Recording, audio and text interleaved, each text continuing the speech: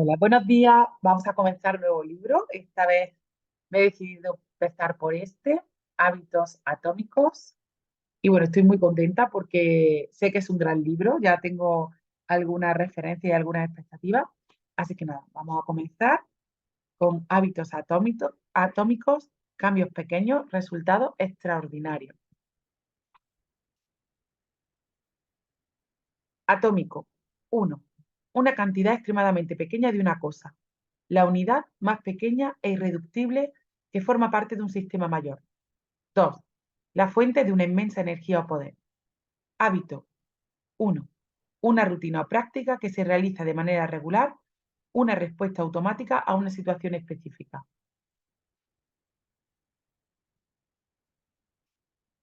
Introducción. Mi historia. El último día de mi primer año de bachillerato, un bate de béisbol me golpeó en plena cara. Uno de mis compañeros intentó hacer un movimiento largo para pegarle a la pelota, pero el bate se le resbaló y voló hacia mí antes de golpearme directamente entre los ojos. No conservo el recuerdo del momento justo del impacto. El bate me aplastó la cara de tal manera que mi nariz se transformó en una especie de letra U distorsionada. El golpe literalmente provocó que el tejido blando de mi cerebro se incrustara en la pared posterior del cráneo. De inmediato mi cerebro comenzó a inflamarse como una ola expansiva que recorrió el interior de mi cabeza. Una fracción de segundo bastó para que terminara con la nariz rota, con fracturas múltiples en el cráneo y con las cuencas de los ojos hechas añicos. Cuando abrí los ojos, vi a la gente a mi alrededor mirándome fijamente y corriendo a ayudarme. Dirigí la mirada hacia abajo y vi las manchas rojas en mi ropa. Uno de mis compañeros se quitó la camiseta y me la pasó. La usé para bloquear el chorro de sangre que brotaba de la nariz fracturada. Conmocionado y confuso, no era capaz de darme cuenta de la seriedad de mi accidente. El maestro me rodeó los hombros con el brazo y comenzamos a caminar lentamente por el largo camino que conducía a la enfermería escolar. Cruzamos el campo de béisbol, bajamos la colina y volvimos a entrar a la escuela. Había varias manos tocando mis costados y sosteniéndome. Nadie parecía darse cuenta de que cada minuto era importante. Cuando llegamos a la enfermera me hizo una serie de preguntas. ¿En qué año estamos? En 1998, respondí. En realidad se trataba del año 2002. ¿Quién es el presidente de Estados Unidos? Bill Clinton, dije. La respuesta correcta era George Bush. ¿Cómo se llama tu mamá? Dudé. Pasaron 10 segundos. Patty, dije tranquilamente, sin darme cuenta de que había tardado 10 segundos en recordar el nombre de mi madre. Esa era la última pregunta que recuerdo. Mi cuerpo era incapaz de soportar la rápida inflamación de mi cerebro y perdí la conciencia antes de que la ambulancia llegara.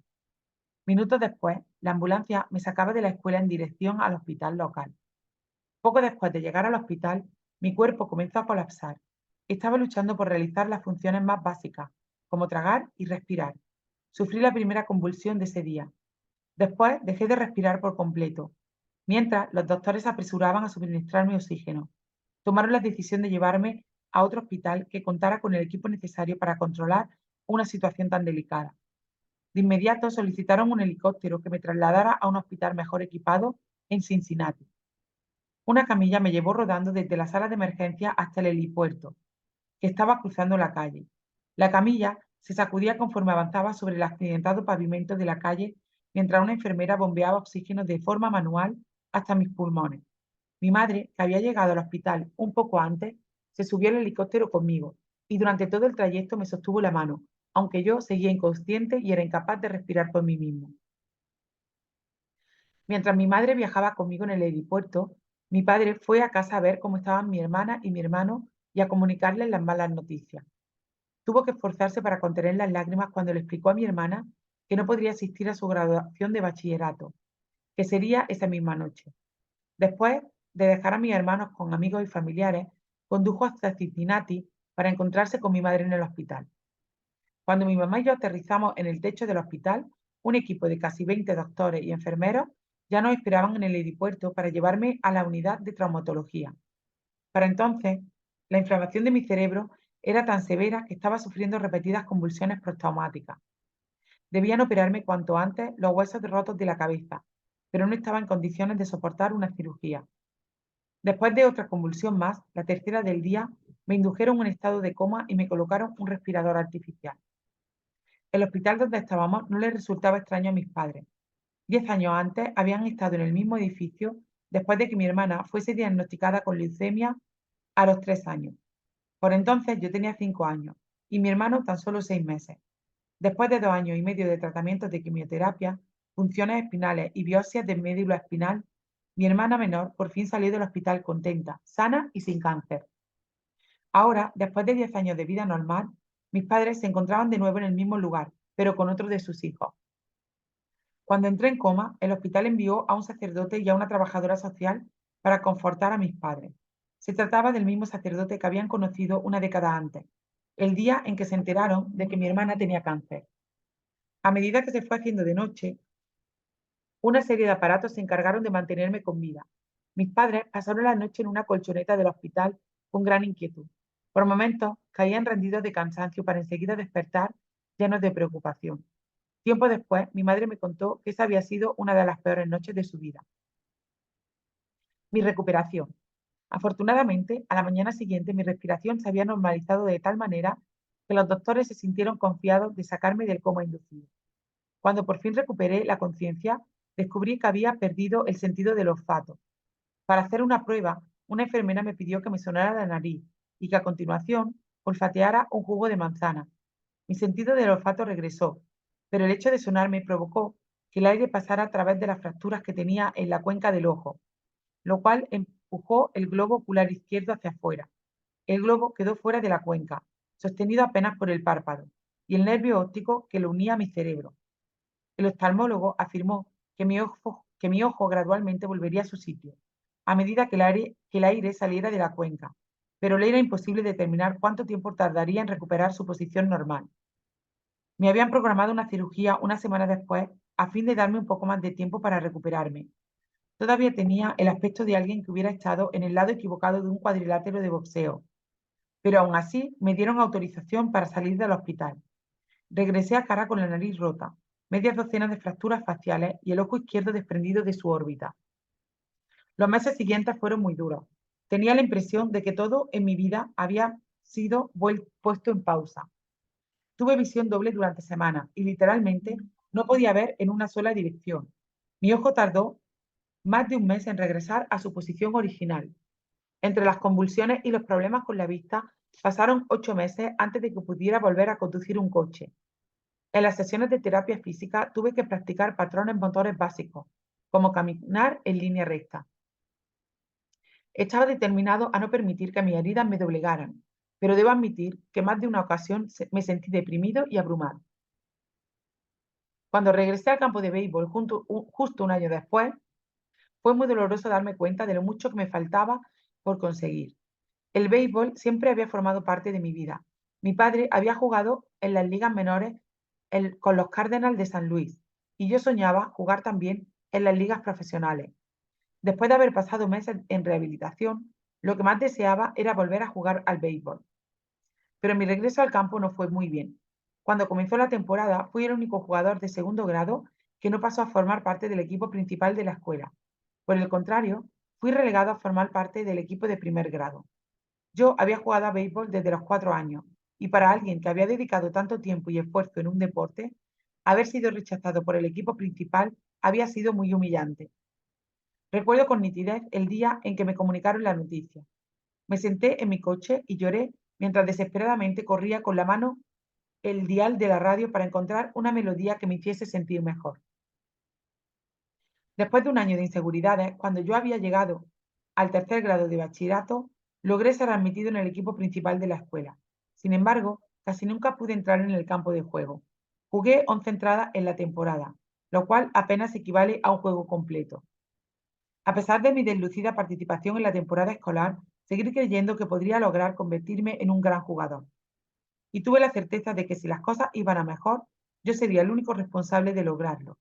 El momento decisivo llegó 2 años después de mi accidente, cuando entré en la Universidad Denison. Se trataba de un nuevo comienzo y en la universidad era el lugar donde descubriría el poder de los pequeños hábitos. ¿Cómo aprendí en qué consisten los hábitos? Estudiar en Denison fue una de las mejores decisiones de mi vida. Me gané un lugar en el equipo de béisbol y aunque estaba en el último lugar de la lista porque era un novato, realmente estaba emocionado por haberlo conseguido. A pesar del caos que habían sido mis años de bachillerato, había logrado convertirme en atleta universitario. Aunque ya había sido admitido en el equipo, los entrenamientos no iban a comenzar pronto, así que decidí dedicar el tiempo a ordenar mi vida. Mientras mis compañeros se desvelaban jugando a videojuegos, yo desarrollé buenos hábitos de sueño y todas las noches me iba a dormir temprano. En el desordenado mundo del dormitorio universitario, yo me propuse mantener mi habitación limpia y ordenada. Estas mejoras no eran muy significativas, pero me hacían sentir que tenía el control sobre mi vida. Comencé a sentirme seguro nuevamente y a creer en mí. Esta sensación de seguridad que iba en aumento se reflejó en mi desempeño escolar. Conforme mejoré mis hábitos de estudio, logré un promedio de 10 durante todo el primer año.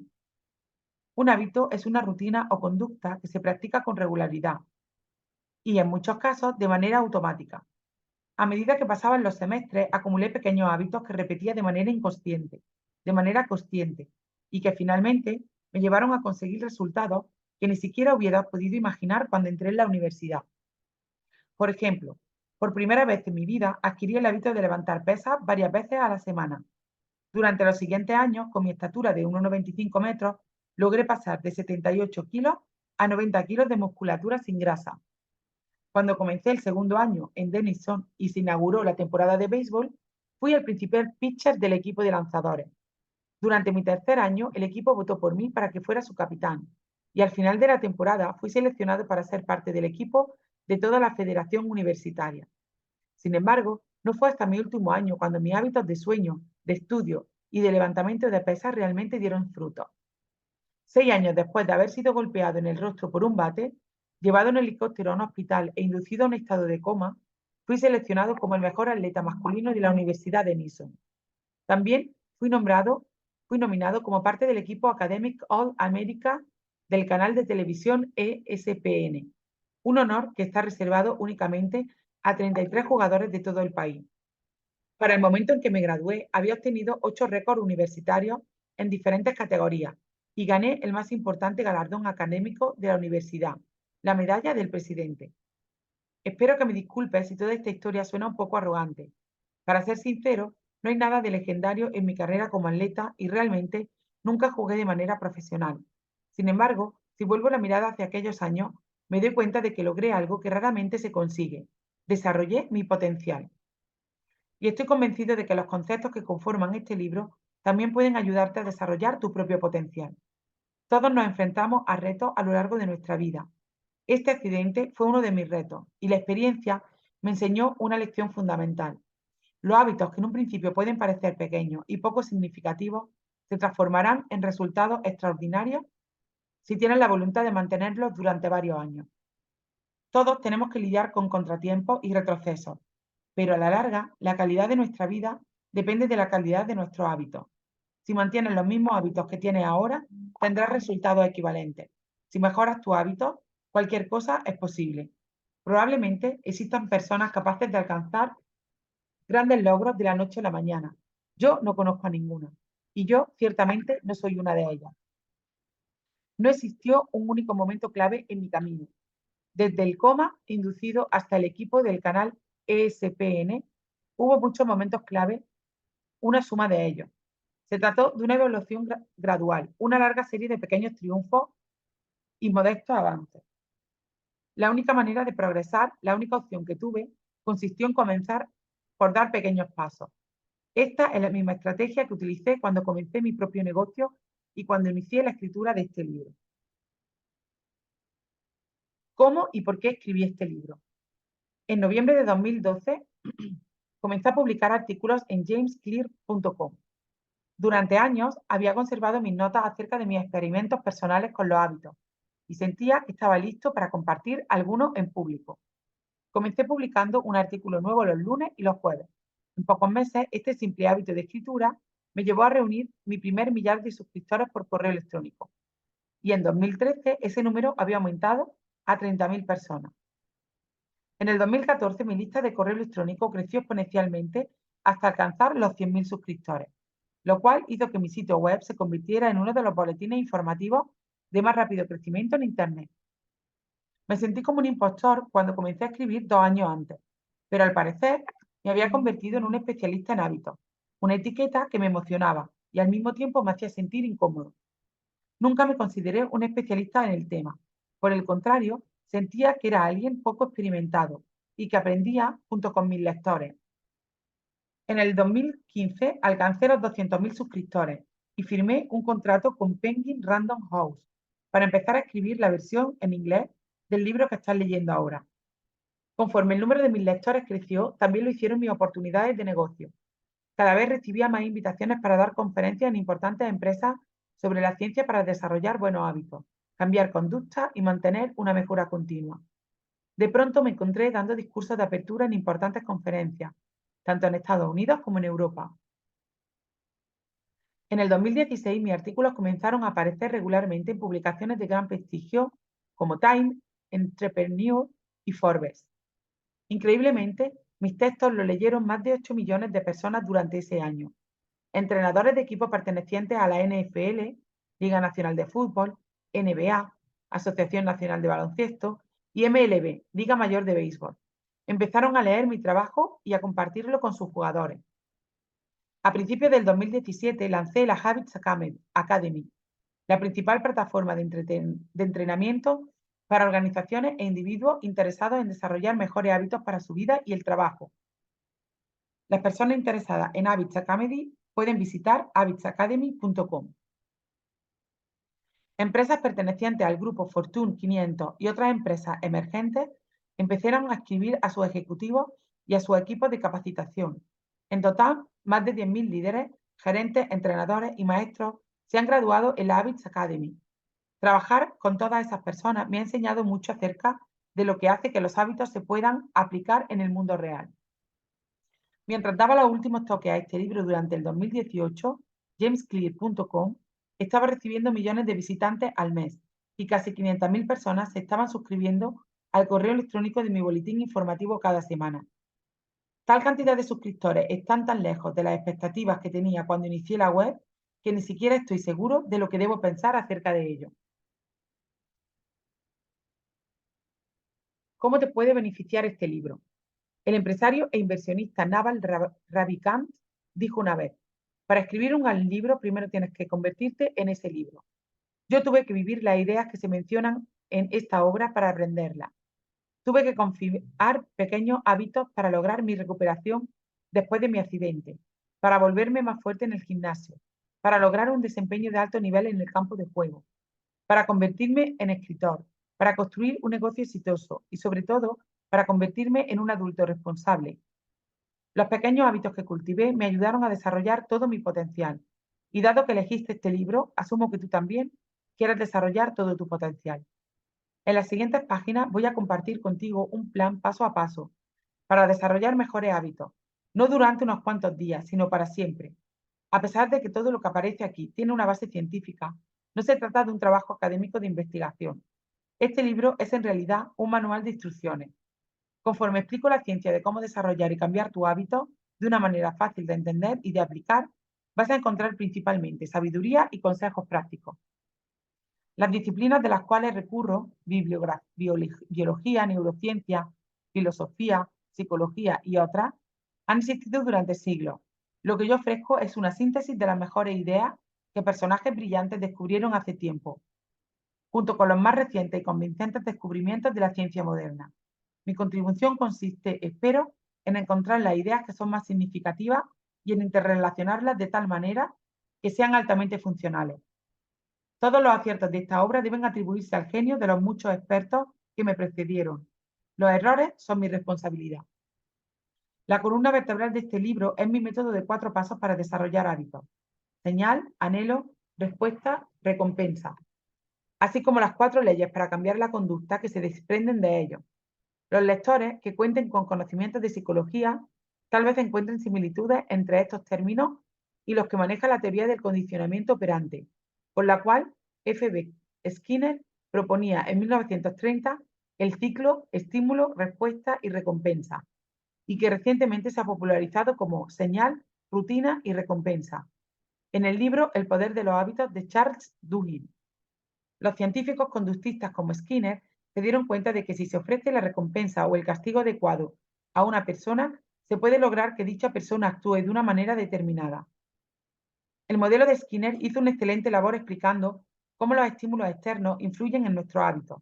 Sin embargo, no ofrece ninguna explicación respecto a la manera en que nuestros pensamientos, sentimientos y creencias influyen en nuestro comportamiento. Nuestros estados internos, al igual que nuestras emociones y nuestro humor, son también muy importantes. En las últimas décadas, los científicos han comenzado a determinar la conexión entre nuestros pensamientos, sentimientos y comportamientos. Estas investigaciones recientes también se incluyen en estas páginas. En suma, el marco de referencia que ofrezco es un modelo integrado por las teorías cognitivas y conductistas. Me parece que el mío es uno de los primeros modelos de conducta humana que de manera acuciosa da cuenta de la influencia tanto de los estímulos externos como de las emociones internas en nuestros hábitos.